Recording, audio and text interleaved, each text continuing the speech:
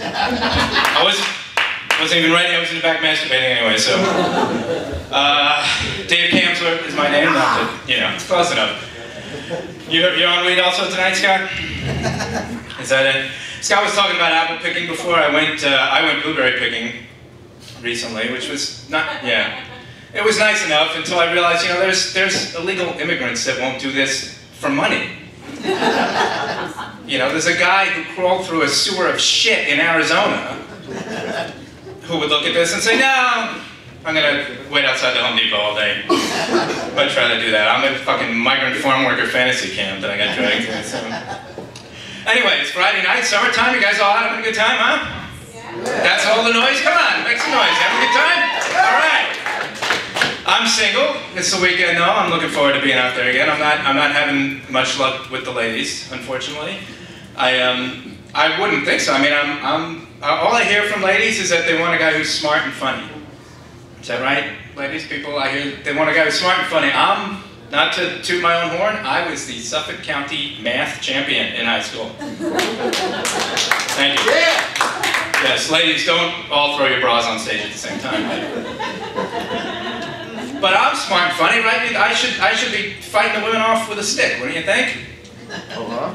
Yeah, I actually had to return condoms last week, okay? So, yeah, there's nothing, let me tell you, there is nothing more humiliating. Because, really? Yeah. What are you doing after? I did beat that. Because I know, like, when you're buying them, you're full of confidence, right? I don't know, some guys, like you embarrassed when you buy condoms sometimes? Most guys, I make sure the whole store knows I'm getting laid. I slam my hand down on that counter. Let me have a box of condoms, my good man. In fact, make it 2 boxes, just bringing a friend. And then you laugh. I know, sometimes you can, that's what I masturbate to. But then the guy gives you your change and your receipt, and you're laughing like, yeah, it's my receipt. Let me hold on to this bad boy. I might need to write these things off on my taxes or something. Don't want to lose this. Put that in a safe place. But it's a whole nother story Monday morning when you're rooting through the trash looking for that receipt, man. You gotta go back to the guy and say, no, she just wanted to be friends. No, I misjudged that whole thing. She wasn't flirting, she just had something in her eye. And they were a gift, really, and they're not my size. And really, can I just have my $8 back? Please, thank you very much. So, I tried Match.com. Anybody else? No, I'm the only fucking loser here? Great. Because they have that guarantee, you know, if you don't find somebody special in 6 months, I'll give you 6 more months for free, which is exactly what I want from some shitty service that didn't work for me, a lot more of it. But I never found out what their legal definition of someone special is, you know? Like, what if I meet somebody and we get married, but I'm not crazy about her, she's pretty bitchy and she nags me all the time, you know? That's not really that special.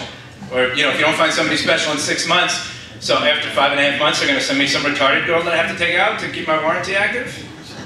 Got to take her out on a short yellow bus on our first date, you know. That's not really very romantic. I wrote to 103 different women on Match.com, and none of them wrote back to me. Yes. None, well, that's not true. Some women did write. The only women that wrote to me on Match.com were women that I didn't write to in the first place, who said, yeah, I saw your profile, and in case you're thinking of asking me out, don't. I'm getting pre-rejected. You know, I can get rejected on my own plenty. I don't need to pay them $40 a month to bring me a string of new volunteers to come reject me. That's not really a task I need to outsource. I can handle that at the home office by myself. So, it's, I know, the dating scene sucks, really. It's a lot of crap you gotta go through just to try and get somebody to touch your penis once in a while, right? Ladies. Suffolk County math champion, by the way. So I know. I can get those condoms back in a heartbeat, so. Yeah, so I do, I've given up on the whole dating thing. I actually do something similar to what Larry does. I go to the doctor's office now and I tell her I think I might have a hernia. because for a $10 copay, I get my balls felt. It's, oh, I'm there 3 or 4 times a week, are you kidding me? It's a cheap date, it's a sure thing, and I get a lollipop when I'm done, so I'm a winner all around. And if I'm feeling a little kinky, I ask her to check my prostate too, because the hookers out by the Lincoln Tunnel I usually go to, that's an extra 20 bucks for the finger up the ass. Right? So I mean, you know.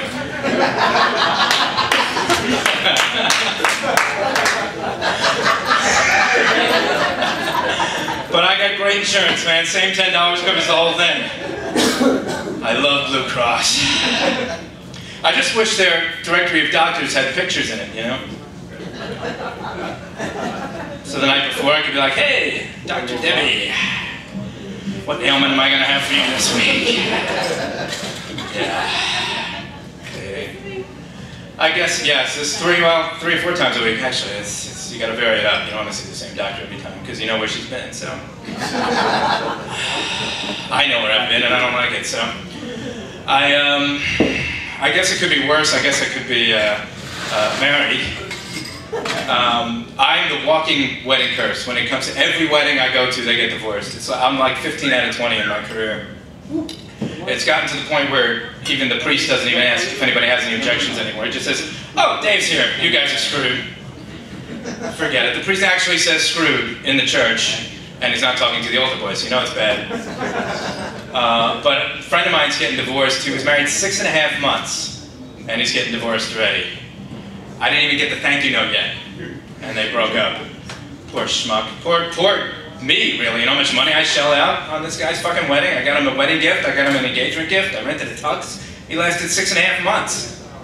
Could have got myself a high-def TV with all that money.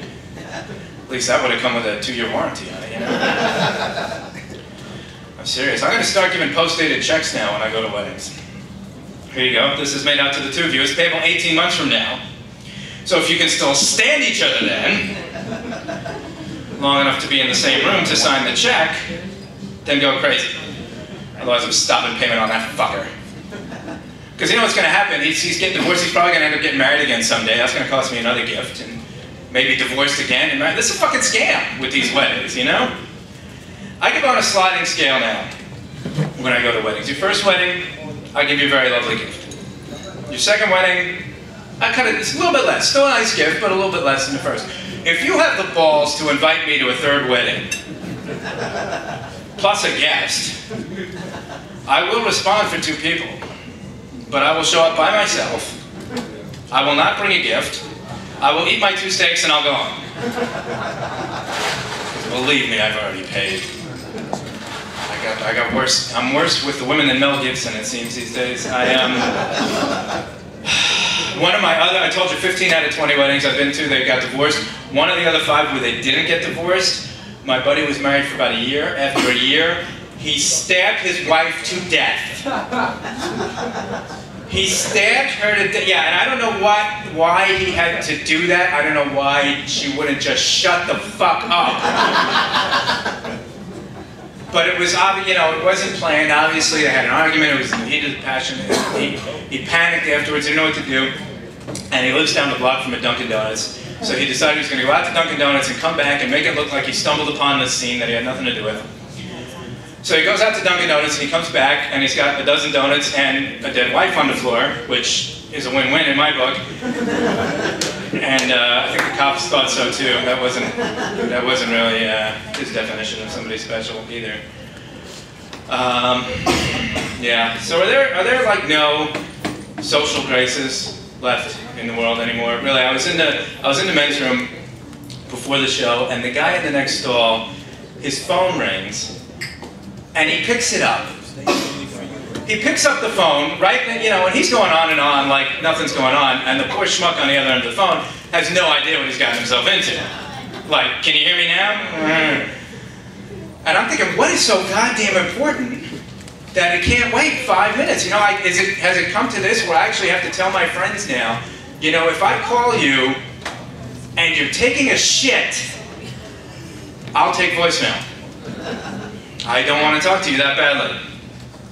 And wash your hands before you call me back, because I know, I mean, what's next? They're going to be updating their Facebook statuses in there? Like, Dave is dropping a deuce. 2 minutes ago. 3 people like this. Comment on Dave, you know, what the fuck? And I was at the Yankee game a couple weeks ago, and this time I'm at the urinal, minding my own business. Oh, I'm sorry, I was like right in Toby's face, I'm sorry. Suffolk County math champion, by the way, just so you know. I'm minding my own business at the urinal, and the guy in the next stall, at the next urinal, starts up a conversation with me. Right there at the urinals, he's going on and on about the Yankees, and I had to stop him and say, listen, buddy, I'm sure you're a nice guy, but I have a very firm policy against talking to strangers who have their dicks out. I am not 12 years old, and this is not Neverland Ranch. You know what else I hate when you go to the Yankee game? I think this is any stadium you go to. When you walk into the stadium, they search you for bottles. They do not search you for bottle caps. And when you go in, and you buy a bottle of water, they take the cap off it before they give it to you. Because they say you can throw a full bottle of water. It could be a weapon. That's what we need to worry about in this post-9/11 world, is water bottle weapon throwers at the Yankee game, which pissed me off because now the whole rest of the game I got to worry about, is it going to get knocked over when I put it down, is it going to spill? So like I said, you walk in, they search you for bottles, they don't search you for caps. So I bring my own bottle caps with me to the game, and I order my bottle of water, and the guy says, well, we have to take the cap off it. I said, that's fine, give me the bottle. I put my own cap on it and throw it at the guy behind the counter. Just to prove a point. You guys have been a lot of fun. My name's Dave Kamsler. Thank you very much. Give it up for Dave, everybody.